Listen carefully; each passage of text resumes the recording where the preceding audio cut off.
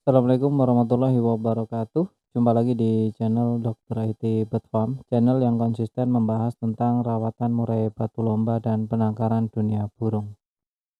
Tema kali ini teman-teman, murai batu kerjanya hanya sebentar di awal ya. Jadi kerjanya itu nekennya hanya di awal aja dan selebihnya hanya monoton atau ngukluk. Bagaimana cara mengatasinya? Simak video setelah intro.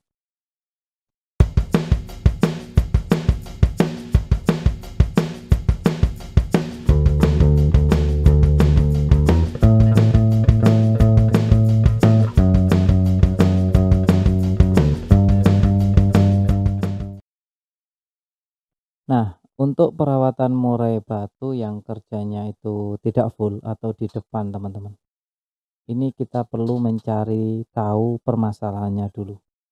Nah, jangan salah paham dulu. Ini ada permasalahan yang memang bisa menyebabkan murai batu kita itu tidak kerja maksimal. Jadi teman-teman sebelum mengakalinya harus bagaimana murai batunya agar kerja maksimal, coba teman-teman pikirkan dan cari tahu apakah masalah ini juga dialami oleh burung murai batu teman-teman. Yang pertama, murai batu dengan settingan tinggi. Awas, murai batu dengan settingan tinggi bisa berdampak buruk pada murai batu kita ketika digantang atau dilombakan. Yakni ketika burung murai batu kita hariannya settingannya terlalu tinggi, burung cenderung gacor teman-teman.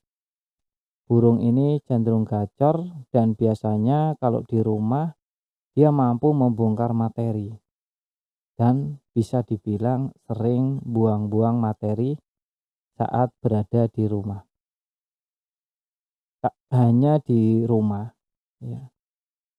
Waktu kita lombakan pun burung murai batu yang settingannya ketinggian itu baru sampai di tempat lomba masih di pedok juga akan membongkar materi.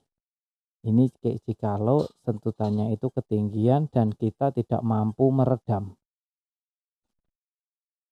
Nah, untuk murai batu yang settingannya ketinggian, tentu cara pengoptimalannya adalah ya settingannya jangan terlalu tinggi, diturunkan. Nah, ini bisa menjadi salah satu faktor murai batu kita tidak akan kerja maksimal nantinya saat di lomba. Di rumah murai batu kita gacor, lalu kita berangkatkan sampai lomba masih gacor. Di bawah ya, belum saat kita gantangkan. Waktu burung belum naik, itu udah bongkar-bongkar materi yang tanpa sebab ya, udah bongkar-bongkar terus. Lalu giliran murai batunya di sesi lombanya atau pas kontesnya jamnya, murai batu di awal mungkin mau bongkar materi ya, tapi setelah itu hanya beberapa saat setelah itu hanya bunyi neken biasa, bukan neken sih, hanya bunyi monoton. Kalau neken pasti bongkar materi ya, neken-neken sampai paruhnya keluar sangkar, nah itu baru namanya neken. Tapi kalau hanya sekedar bunyi itu ya enggak neken ya, hanya murai batu apa ya namanya ya, bukan neken lawan ya, bukan nyerang tapi bertahan, mode bertahan. Nah, gimana caranya agar mode bertahan tadi diubah menjadi mode serangan? Nah, ini adalah tugas perawat. Merawat murai batu untuk harian itu tergantung dengan karakter murai batunya.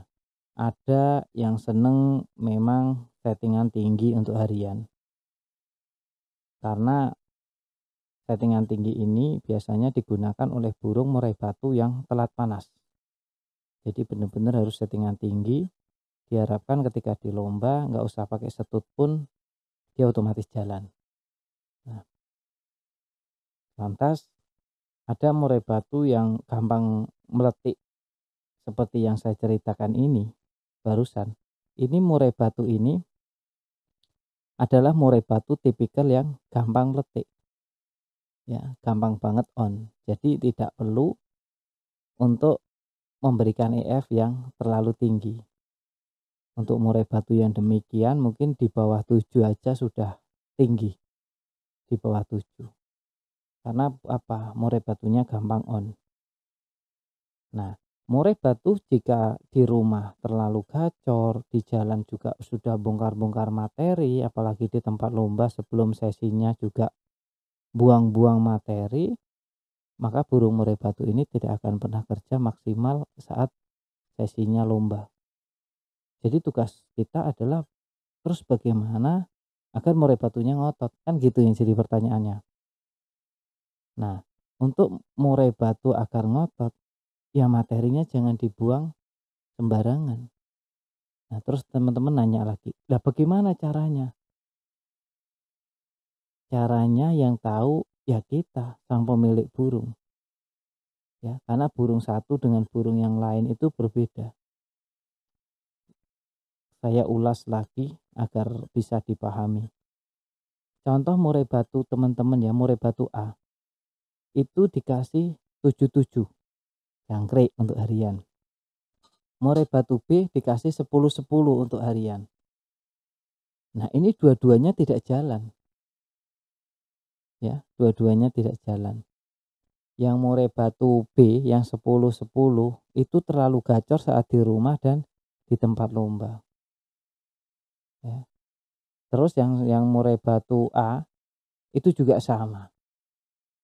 Nah, perawatan settingannya sudah beda, tapi permasalahannya sama, ini juga bisa terjadi pada burung murai batu. Nah, ini bagaimana cara mengoptimalkan jika burungnya saja berbeda, tentu penanganannya juga berbeda dong.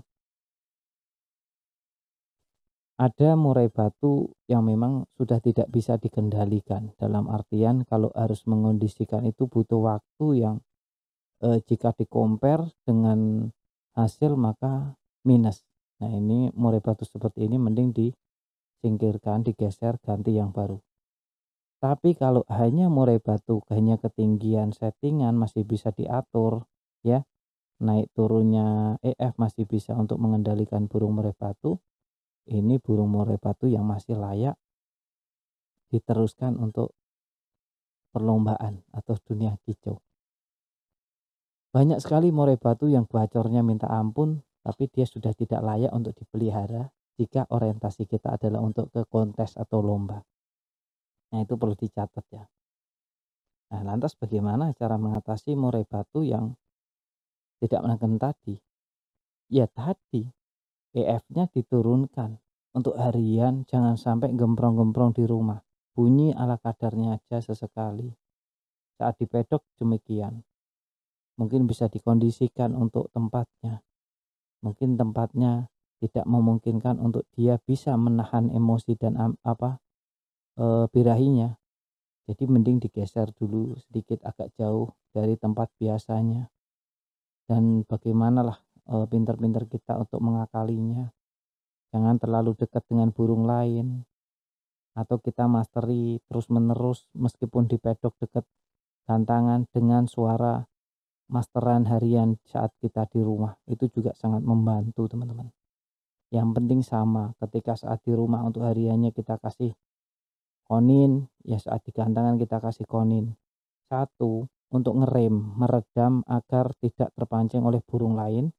Yang kedua adalah untuk memorial, untuk pemasteran agar dia hafal dan langsung dikeluarkan saat sesinya tiba.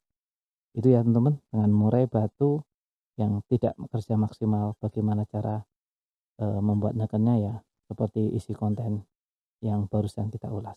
Kita masuk ke penutup. Enggak apa-apa.